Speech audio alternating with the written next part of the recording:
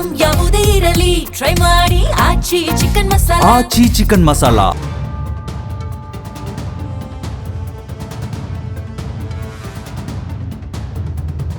July ತಿಂಗಳ 2ನೇ ವಾರ ಆಕಾಶದಲ್ಲಿ ಮಳೆ ಮೋಡಗಳೇ ಕಾಣಿಸ್ತಾ ಇಲ್ಲ.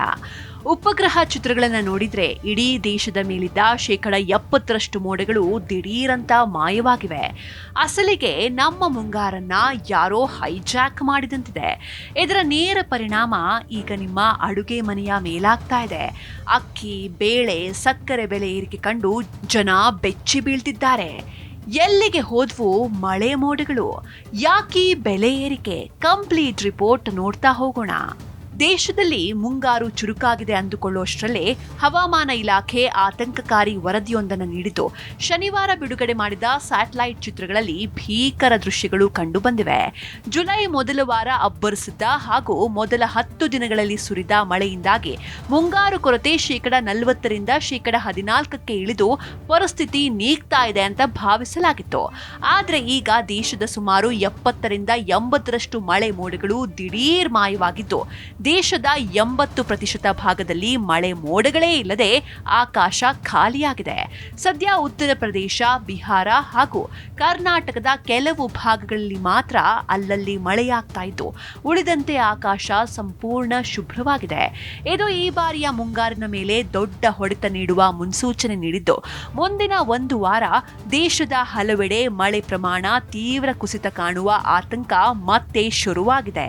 ಭಾರತದಲ್ಲಿ ಮಳೆ ಮೋಡಗಳು ದಿಢೀರ್ ಕಾಣೆಯಾಗಲು ಸಾವಿರಾರು ಕಿಲೋಮೀಟರ್ ದೂರದ ಪೆಸಿಫಿಕ್ ಮಹಾಸಾಗರದಲ್ಲಿ ನಡೀತಾ ಇರುವಂತಹ ಜಾಗತಿಕ ಹವಾಮಾನ ವೈಪರೀತ್ಯ ಹಾಗೂ ಎಲ್ ನೀನೋ ಪ್ರಭಾವದ ಭೀತಿಯೇ ಕಾರಣ ಎನ್ನಲಾಗ್ತಾ ಇದೆ. ಪೆಸಿಫಿಕ್ ವಲಯದಲ್ಲಿ ಸೃಷ್ಟಿಯಾಗಿರುವ ತೀವ್ರ ಸ್ವರೂಪದ ಉಷ್ಣವಲಯದ ಚಂಡಮಾರುತ ಭಾರತಕ್ಕೆ ಬರಬೇಕಿದ್ದ ತೇವಾಂಶ ಭರಿತ ಮಾರುತಗಳ ದಿಕ್ಕನ್ನ ಬದಲಿಸಿ ಆ ತೇವಾಂಶವನ್ನೆಲ್ಲ ತನ್ನತ್ತ ಸೆಳೆದುಕೊಂಡಿದೆ. ಅಂದ್ರೆ ಸುಲಭವಾಗಿ ಹೇಳ್ಬೇಕಂದ್ರೆ ನಮ್ಮ ಮುಂಗಾರು ಮಳೆಯನ್ನ ಆ ಚಂಡಮಾರುತ ಸಂಪೂರ್ಣವಾಗಿ ಹೈಜಾಕ್ ಮಾಡಿದೆ. ಈ ಹವಾಮಾನ ವೈಪರೀತ್ಯದಿಂದಾಗಿ ಜುಲೈ ತಿಂಗಳಲ್ಲಿ ಆಗಬೇಕಿದ್ದ ವಾಡಿಕೆ ಮಳೆಗಿಂತ 94% ಮಳೆ ತಗ್ಗುವ ಆತಂಕ ಎದುರಾಗಿದ್ದು, ಭಾರತದ ಮಾನ್ಸೂನ್ ಜಾಗತಿಕ ಆಟಕ್ಕೆ ಬಲಿಯಾಯಿತೆ ಎಂಬ ಆತಂಕ ತೀವ್ರಗೊಂಡಿದೆ. ಕರ್ನಾಟಕದ ಹವಾಮಾನ ಪರಿಸ್ಥಿತಿಯನ್ನು ನೋಡಿದ್ರೆ ಮಲೆನಾಡು ಮತ್ತು ಕರಾವಳಿಯಲ್ಲಿ ವರುಣನ ಅಬ್ಬರ ಮುಂದುವರಿಯಲಿದ್ದು, ಶಿವಮೊಗ್ಗ, ಚಿಕ್ಕಮಗಳೂರು, ಹಾಸನ, ದಕ್ಷಿಣ ಕನ್ನಡ ಮತ್ತು ಉಡುಪಿ ಸೇರಿದಂತೆ ಕರಾವಳಿ ಜಿಲ್ಲೆಗಳಲ್ಲಿ ಮುಂದಿನ 5 ದಿನ ಭಾರೀ ಮಳೆಯಾಗುವ ಮುನ್ಸೂಚನೆಯನ್ನ ಹವಾಮಾನ ಇಲಾಖೆ ನೀಡಿದೆ. ಭಾರೀ ಮಳೆಯ ಹಿನ್ನೆಲೆಯಲ್ಲಿ ಮಲೆನಾಡಿನಲ್ಲಿ ಅಲ್ಲಲ್ಲಿ ಭೂ ಕುಸಿತದ ಭೀತಿ ಎದುರಾಗಿದ್ದು, ಅಧಿಕಾರಿಗಳು ಕಟ್ಟೆಚ್ಚರ ವಹಿಸಿದ್ದಾರೆ. ಆದರೆ ಮತ್ತೊಂದು ಕಡೆ ಉತ್ತರ ಕರ್ನಾಟಕದ ಬೆಳಗಾವಿ, ಧಾರವಾಡ, ಕಲಬುರಗಿ ಸೇರಿದಂತೆ ಹಲವು ಜಿಲ್ಲೆಗಳಲ್ಲಿ ಮಳೆ ಸಂಪೂರ್ಣ ಕ್ಷೀಣಿಸಿದ್ದು, ಒಣ ಹವೆ ಮುಂದುವರೆದು ಜನರನ್ನ ಕಾಡ್ತಾ ಇದೆ. ಇನ್ನು ರಾಜಧಾನಿ ಬೆಂಗಳೂರು, ಮೈಸೂರು, ಕೋಲಾರ ಭಾಗಗಳಲ್ಲಿ ಕೇವಲ ಸಾಧಾರಣ ಮಳೆಯಾಗಲಿದ್ದು, ಬೆಂಗಳೂರಲ್ಲಿ ಮೋಡ ಕವಿದ ವಾತಾವರಣದ ನಡುವೆಯೇ ಗರಿಷ್ಠ ತಾಪಮಾನ 31 ಡಿಗ್ರಿ ಸೆಲ್ಸಿಯಸ್ ದಾಖಲಾಗಿದೆ ಹಾಗೂ ಮಧ್ಯಾಹ್ನ ಅಥವಾ ಸಂಜೆ ಮಾತ್ರ ತುಂತುರು ಮಳೆಯಾಗುವ ಸಾಧ್ಯತೆ ಇದೆ.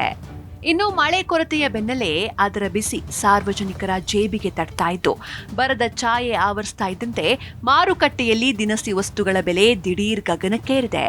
ವಿಶೇಷವಾಗಿ ಅಕ್ಕಿ ದರ ಪ್ರತಿ ಕೆಜಿಗೆ 13ರಿಂದ 15 ರೂಪಾಯಿಯಷ್ಟು ದುಬಾರಿಯಾಗಿದ್ದು, ಮಧ್ಯಮ ವರ್ಗದ ಜನರಿಗೆ ಬಿಗ್ ಶಾಕ್ ನೀಡ್ತಾ ಇದೆ. ಹಿಂದೆ 48 ರೂಪಾಯಿ ಇದ್ದ ಅಕ್ಕಿ ಈಗ 58 ರೂಪಾಯಿಗೆ ಹಾಗೂ 70 ರೂಪಾಯಿ ಇದ್ದ ರಾ ರೈಸ್ ಬರೋಬ್ಬರಿ 83 ರೂಪಾಯಿಗೆ ಜಿಗಿತ ಕಂಡಿದೆ.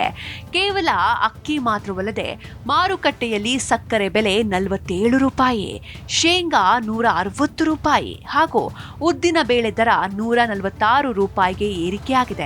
ಇನ್ನು ಜೋಳದ ಬೆಲೆಯಂತೂ ಡಬಲ್ ಆಗಿದ್ದು, ಮಳೆ ಕೊರತೆ ಹೀಗೆ ಮುಂದುವರೆದ್ರೆ ಮುಂದಿನ ದಿನಗಳಲ್ಲಿ ಬೆಲೆಗಳು ಮತ್ತಷ್ಟು ಹೆಚ್ಚಾಗುವ ಎಚ್ಚರಿಕೆಯನ್ನ ತಜ್ಞರು ನೀಡಿದ್ದಾರೆ. ಈ ದಿಢೀರ್ ಬೆಲೆ ಏರಿಕೆಯಿಂದಾಗಿ ಬಡವರ ತಟ್ಟೆಯಿಂದ ಆಹಾರ ದೂರವಾಗುವ ಆತಂಕ ಎದುರಾಗಿದೆ. ಹೌದು, ಮಳೆ ಕೊರತೆ ಬೆನ್ನಲ್ಲೇ ದಿನಸಿ ವಸ್ತುಗಳ ಬೆಲೆ ದಿಢೀರ್ ಏರಿಕೆಯಾಗಿದೆ. ಅಕ್ಕಿ ದರ ಕೆಜಿಗೆ 13ರಿಂದ 15 ರೂಪಾಯಿಯಷ್ಟು ದುಬಾರಿಯಾಗಿದೆ.